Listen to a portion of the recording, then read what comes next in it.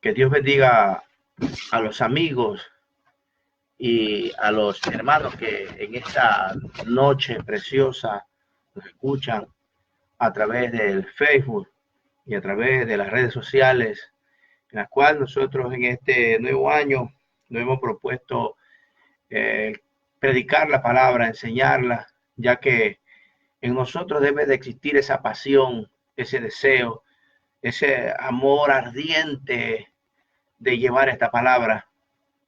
Muchas veces nosotros no hemos querido, muchas veces cuántas, por las situaciones, por los problemas, por las cosas que se dan en esta vida, y hemos dicho, no, ya no vamos a predicar, pero como decía Jeremías, más no obstante había dentro de mí algo que me seducía. O sea, siempre está el Espíritu Santo de Dios ahí, obrando, hablando, tratando con nosotros, y nosotros como siervos de Dios apasionados por el Señor Jesucristo y por ese amor ardiente que hay en nosotros de no callar, sino de llevar esta palabra. En esta noche vamos a seguir con las bienaventuranzas, como le dije, estamos transmitiendo, llevando una secuencia de enseñanza de las bienaventuranzas. Esta es la segunda bienaventuranza. Los lunes estamos dando bienaventuranza y los días viernes hablando acerca del reino de Dios, junto con mi esposa, nuestra hermana Rebeca de Pisa, y estamos retransmitiendo y llevando esta palabra poderosa. Pues en esta noche vamos a leer en el libro de Mateo capítulo 5, verso 4. Dice, bienaventurados los que lloran, porque ellos recibirán consolación. Que Dios añada bendiciones a su palabra. Pues bien, antes de empezar a estudiar esta bienaventuranza, tenemos que analizar la palabra llorar, que se usa aquí en esta palabra, que es la más fuerte que existe en el griego. Es la que se usa para hacer duelo por los difuntos, para expresar el apasionado lamento por la muerte de alguien que se ha amado. Y como cuando él dice, bienaventurados los que lloran, porque ellos recibirán consolación. Cuando Jesús usa esta palabra, ¿no? Es la más fuerte que existe en el griego. Él está tomando ejemplo de alguien que ha muerto, alguien que ha sido querido, que ha sido amado y que siente el dolor. Un ejemplo nosotros podemos ver en la historia cuando Lázaro es muerto. Dice que Jesús va llegando hasta donde estaba Lázaro, la familia de Lázaro, y se encuentra con que ya Marta y María están llorando, los amigos están llorando. Una de las cosas que tenían ellos era que ellos lloraban, ellos estaban, compartían con el familiar el dolor. ¿Y cómo podían compartir? Expresando también su dolor a través del llanto. Y dice la Biblia que aún, imagínense, aún dice la Biblia, en el libro de Juan, dice que Jesús lloró. Él también expresó ese dolor. Dice que su espíritu se conmovió al ver cuando lloraban ellos. Entonces, cuando hablamos aquí de llorar, es cuando uno pierde un ser amado. ¿Cuántos de los que estamos, de los que nos escuchan a través de las redes sociales o de nosotros, nuestros familiares, cuántos hemos perdido un ser querido?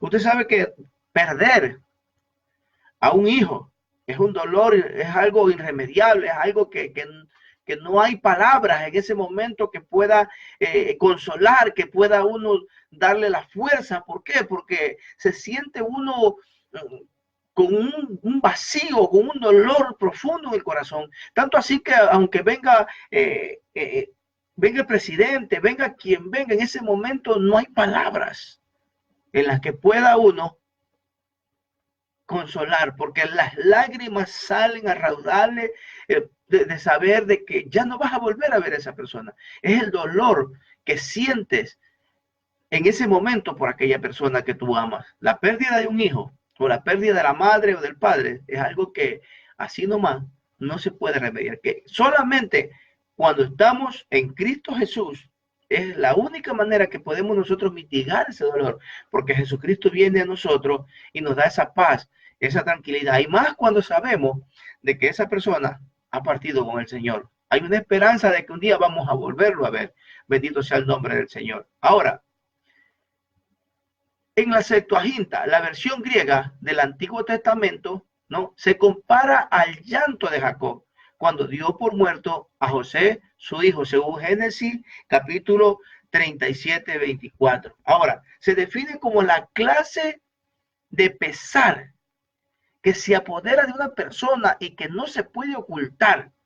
Es el pesar donde las lágrimas no paran. Jacob lloró de una manera tremenda.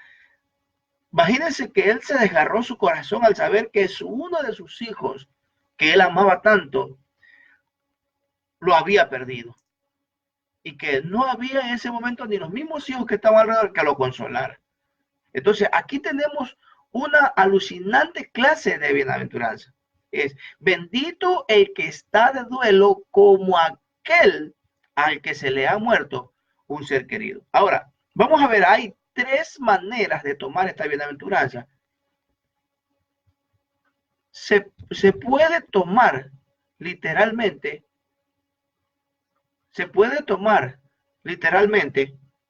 como bendita la persona que ha soportado el dolor más amargo que puede producir la vida. Bendito sea el nombre del Señor. Santo es Dios. Que puede producir la vida. Ahora, ejemplo, cuando el sol sale permanentemente sobre una parte, la tierra se convierte en un lugar seco y árido. Ahora, ¿qué puede cambiar la historia en ese momento? La historia de esa tierra que el sol está dando y está seca y está árida. ¿Cómo puede cambiar? Si solamente lo que puede cambiar el curso de esa tierra es que la lluvia caiga sobre ella. Hay cosas que solamente la lluvia puede hacer, que puede producir, que es de cambiar el lugar seco y árido con algo que va a ser productivo, ¿no? Entonces, hay ciertas experiencias que solamente puede germinar el dolor, la muerte de un ser querido. Cuando usted siente ese dolor, esa aflicción, cuando usted siente y pasa por ese momento, entonces solamente va a poder experimentar el dolor cuando uno pasa por aquellos momentos de la vida que muchas veces es algo en la que ningún ser humano puede pasar por alto, porque todos vamos a pasar por ese momento triste, pero que tenemos que estar nosotros siempre preparados. ¿Y cómo estamos preparados? Nada más y nada menos que en las manos del Señor. La aflicción produce dos cosas en nosotros. Nos muestra mejor que nadie otra cosa que no sea la esencial y la amabilidad por nuestro semejante. Nos muestra mejor que nadie el consuelo y la compasión de Dios. Muchas personas a la hora del dolor han descubierto a sus semejantes y a Dios como nunca antes lo habían visto. ¿Por qué?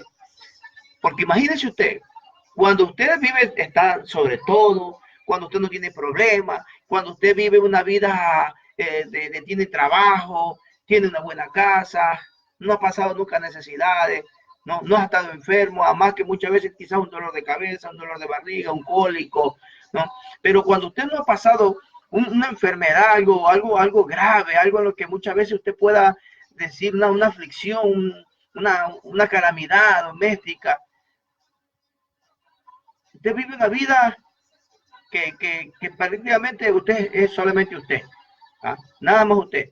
Pero cuando usted pasa esas experiencias, entonces ahí es donde usted recién viene a reconocer al que está a su lado. Ahí reconoce usted y viene a conocer a un amigo, a una amiga. Ahí es cuando verdaderamente muchas veces nos acercamos a Dios. Porque muchas veces podemos decir, no, yo le sirvo a Dios, mientras estoy bien, mientras no pasa nada, yo oro, yo doblo mis rodillas, yo predico, yo estoy en la iglesia, porque no nos pasa nada. Pero en el momento cuando nosotros, hermanos, estamos pasando por momentos difíciles, ahí es cuando realmente venimos y conocemos quién es Dios. Uno de los ejemplos es de Job. Job decía, de oídas te había visto, Imagínense, ¿quién era Job? La Biblia dice que era un hombre temeroso de Dios, un hombre que amaba a Dios, un hombre recto, un hombre íntegro, un hombre que ayudaba, un hombre que tenía sobre todo, un hombre había sido enriquecido, bendecido por Dios, ¿no? Pero cuando él comienza y él tiene pasa por ese momento de prueba, que según los estudiosos de la Biblia dice que casi un año él estuvo en esa aflicción, que se quedó sin dinero, sin hijos, se quedó sin salud porque estaba con una sarna, una llaga que le había quedado en el cuerpo. Entonces él pronuncia aquellas palabras y dice: de oídas te había oído, mas ahora mis ojos te ven. Porque ya le digo, mientras que nosotros estamos bien, no pasa nada, pero cuando llega el momento en la que nosotros vivimos una de estas calamidades, entonces ahí es cuando realmente venimos a reconocer quién es Dios. Cuando todo nos va bien, cuando pasan años viviendo en la superficie de las cosas, como le dije, pero cuando llega el momento de la aflicción, le hace profundizar en las cosas de la vida, y si la persona acepta lo que le ha pasado, produce una nueva fuerza y belleza en el alma. Bendito sea el nombre del Señor. Porque esa persona descubre que alrededor de ellos existen personas y también existe Dios. Porque cuando muchas veces no nos pasa nada, entonces muchas veces, usted no se da cuenta que hay muchas veces, aún mismo cristianos, que van a la iglesia, Dios te bendiga, pasan de largo, no pasa nada. Pero cuando el momento que están en la aflicción, el momento, entonces ahí solamente ahí es cuando se acercan a Dios. Y muchas veces Dios permite estas cosas, ¿para qué? Para que nosotros podamos ver la vida como realmente es. De que no dependemos de lo que nosotros tenemos, sino que dependemos de lo que Dios es en nuestra vida. Bendito sea el nombre del Señor. Algunos han considerado lo que quiere decir esta bienaventuranza. Bendito los que están desesperadamente apenados por el dolor y el sufrimiento del mundo. Cuando en la primera bienaventuranza veíamos que estábamos bien desligarse de las cosas, pero no de las personas. Este mundo había sido visto mucho más sobre si uno hubiera habido personas que se interesen intensamente por las angustias y los sufrimientos de los demás. Imagínese usted, cuando en su casa no hay una persona que es drogadicta, cuando no hay una persona que no es drogadicta, entonces nosotros no pasa nada, estamos bien.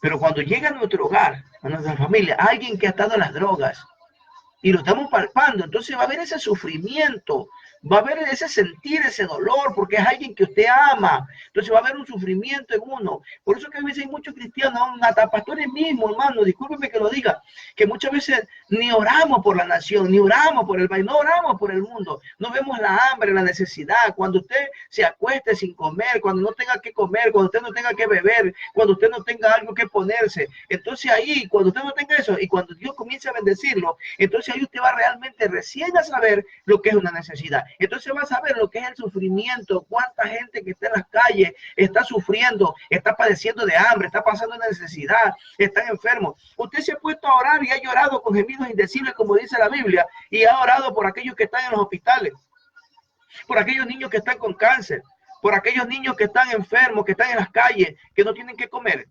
Usted se ha puesto a ver eso, usted se ha puesto muchas veces, cuando comenzamos a sentir ese sufrimiento por el mundo, por los demás, entonces realmente vamos a saber lo que significa esta bienaventuranza. Bienaventurados los que tienen, los que lloran, porque ellos serán consolados. Bendito sea el nombre del Señor. Aquí está el ejemplo del buen samaritano. El Señor habla, Jesús habla del buen samaritano. Y permítanme en esta noche leerle un pensamiento de un escritor acerca del buen samaritano. Dice que cuando Jesús contó la historia del buen samaritano, para ilustrar ese punto, en cierto sentido, un hombre que viajaba solo por el camino, que iba a Jerusalén, de Jericó, encontró lo que buscaba, dice. El lugar tenía mala reputación porque era un lugar peligroso, un lugar donde había ladrones, chacales. Y dice que ese lugar se lo conocía como, la gente lo conocía como el camino sangriento.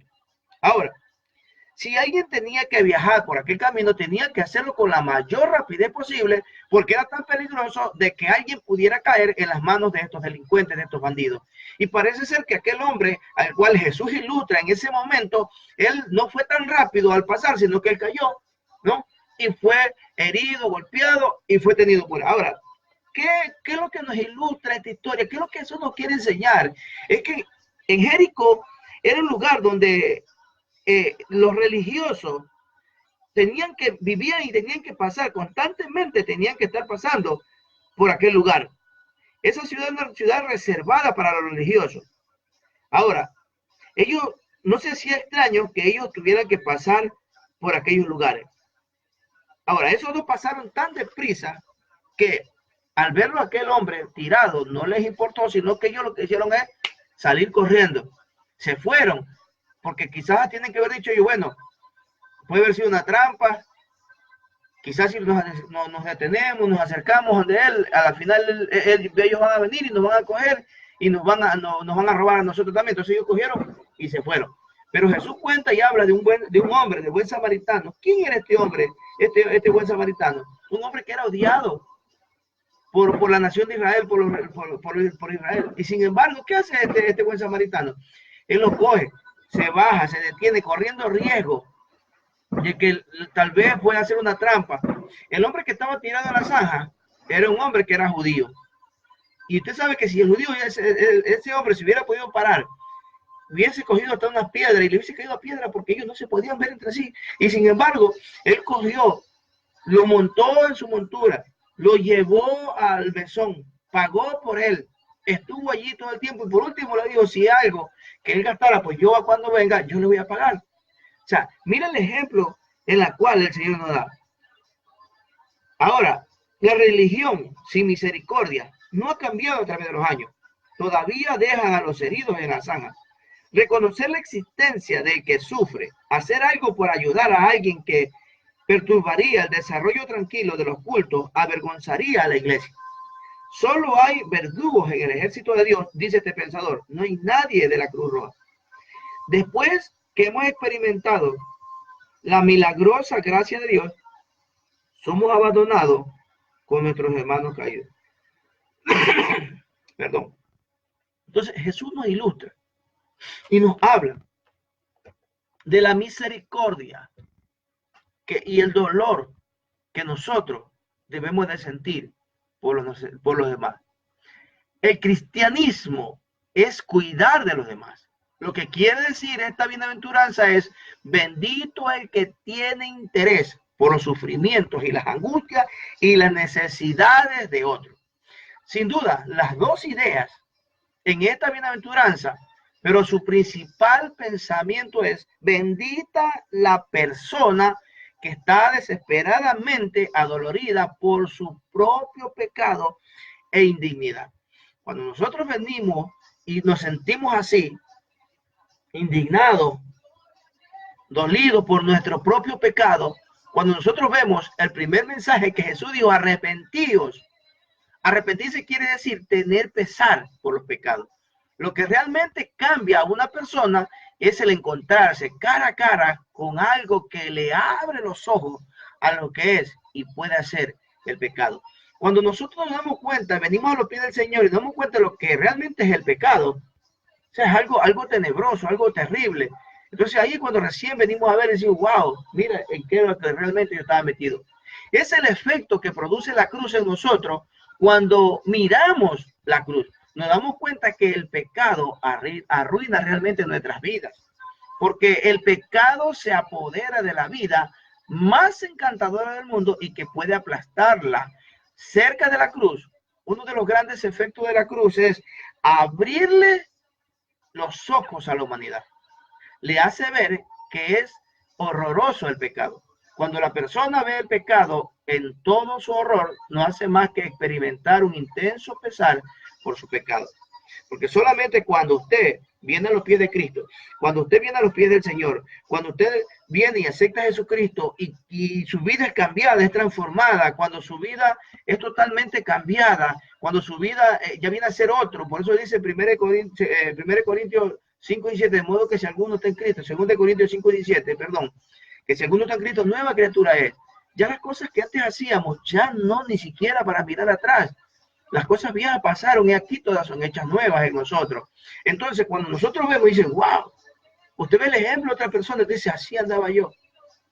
La cruz de Cristo trae en nosotros, debe traer ese pesar, ese horror por el pecado, de ver lo que antes andábamos y darle gracias a Dios por lo que el Señor Jesucristo ha hecho en nuestra vida, que es de cambiarnos, es de ayudarnos. Y mire, y sentirnos privilegiados, hermanos amados, ya que no todos tienen esa oportunidad de poder ser arrancados de ese mundo, aunque Dios en su infinita misericordia se lleva este mensaje. ¿Quién no escucha este mensaje en esta noche? ¿Quién no lleva, quién no escucha una palabra de salvación para su vida? Pero sin embargo, el hombre opta por cerrar sus oídos y simplemente no lo hacen. Isaías dice, hay de aquellos que en último día a lo bueno le darán malo y a lo malo le llamarán bueno. Y eso es lo que está pasando hoy en día. Usted mande un video de chiste, mande un video donde sale un hombre que le están que por ahí le está haciendo una broma, un burro caminando con unos niños trepados, un payaso hablando, entonces todo el mundo se hace viral, pero usted hable de la palabra, predíquele, nadie lo ve.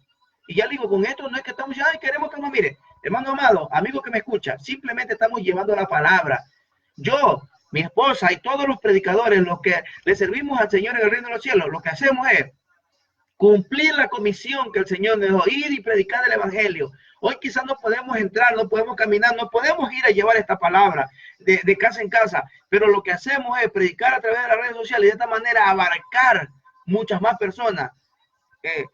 Se puede decir, invadir, meternos hasta sus propias casas, hasta sus cuartos con esta palabra a través de esta tecnología que hay, que es el internet, que son las redes sociales. Y estamos aprovechando lo máximo predicando esta palabra. Entonces, imagínense, eso es lo que hace y lo que produce el pecado en nuestra vida. Horror, ver los desastres, el horror, todo lo que se ve hoy en día en el mundo. Y estar orando, amado, estar orando siempre para que Dios pueda alcanzar a más personas y que aún los mismos cristianos puedan llevar este mensaje que cambia, porque acuérdense que somos la sal de la tierra. Bendito sea el nombre del Señor. El cristianismo empieza por un sentimiento de pecado.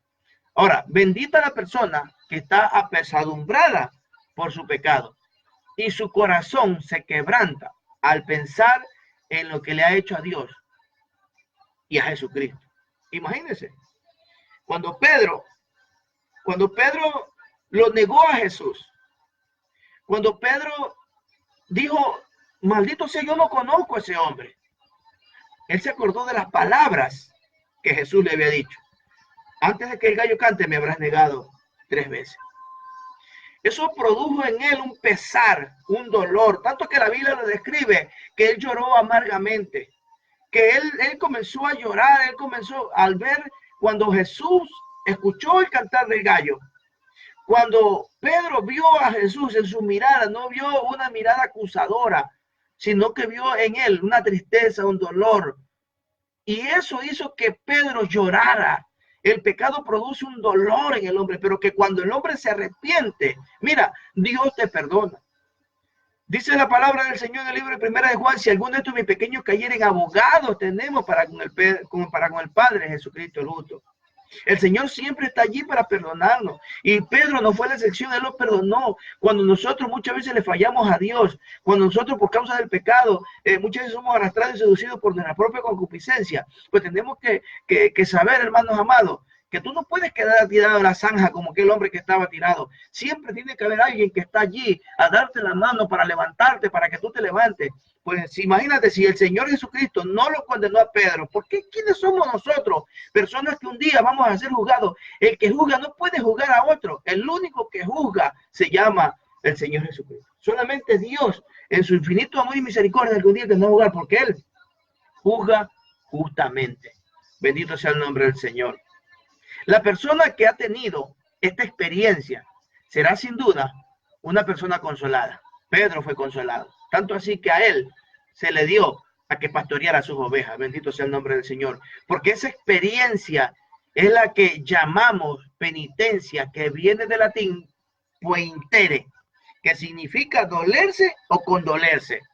Lo podemos ver nosotros en el Salmos capítulo 51, verso 17, cuando dice un corazón contrito y humillado, Dios no lo despreciará jamás. El Señor no te desprecia, el Señor no te rechaza, el Señor está siempre allí para consolarte. Dice, si el justo cayere 7 veces se le hará la mano. El camino que conduce al gozo del perdón tiene que pasar por el dolor desesperado del corazón quebrantado. En otras palabras, el verdadero sentido de la sagrada bienaventuranza es la bienaventuranza de la persona que tiene el corazón destrozado ante el sufrimiento del mundo y por su propio pecado, porque en su dolor él encontrará el gozo del Señor. Qué maravilloso ese Señor, mi amigo. Dios le bendiga en esta noche preciosa, una noche de bendición. Que esta palabra haya sido de aliento, que haya sido una palabra que haya llegado a su corazón, que edifica nuestras vidas. Entonces, le damos gracias al Señor en esta noche por la oportunidad que nos da y saludamos a aquellos que están en las redes sociales, nuestro hermano familiar Fabián Arias Villegas, que Dios los bendiga, que Dios lo guarde, a él, a su familia, a todos aquellos que nos escuchan, bendiciones hasta que sobre y abunde de parte de nuestro Señor Jesucristo. Y Dios les bendiga y Dios les guarde. Y como le dije, nos estaremos encontrando aquí nuevamente el día viernes, que vamos a estar llevando las enseñanzas acerca de el reino de los cielos. Dios los bendiga.